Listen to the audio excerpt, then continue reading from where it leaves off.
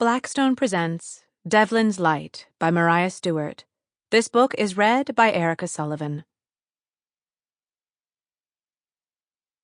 Dedicated with love to Carol Gimble Loader, whose courage and faith humble me.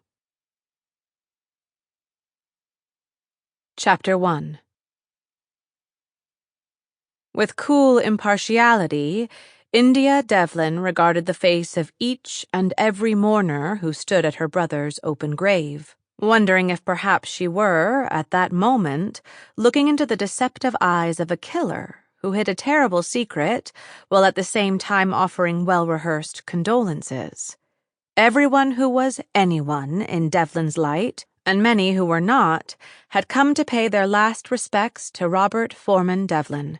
India, the only sibling of the deceased, shifted her sights first to the group gathered on the opposite side of the waiting grave, then to the large coffin, still draped and flower-strewn, which rested almost at her feet. She tucked a strand of unruly blonde hair behind her ear and shifted her weight, one foot to the other, all the while watching, praying that someone would do something to give themselves away.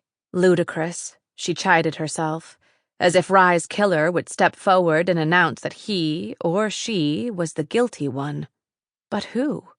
Rye Devlin had been the last of the male line of those same Devlins who had come south from the New England colonies in the mid-1600s, and whose name was borne by both the lighthouse they had built and the settlement they had founded on the uncertain coast just west of the point where the Atlantic Ocean met the Delaware Bay.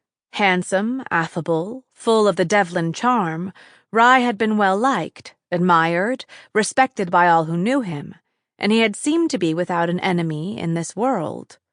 Well, he'd had at least one. India shook her head, incredulous that she should find herself here, in this centuries-old burying place at so unlikely an event.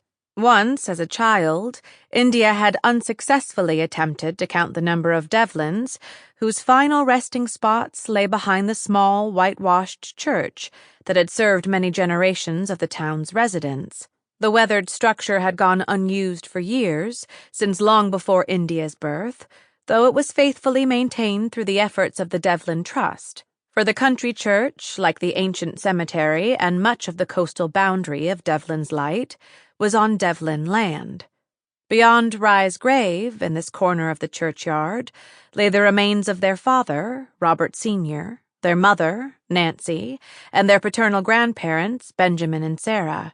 A little farther down a well-worn path, Sample complete. Ready to continue?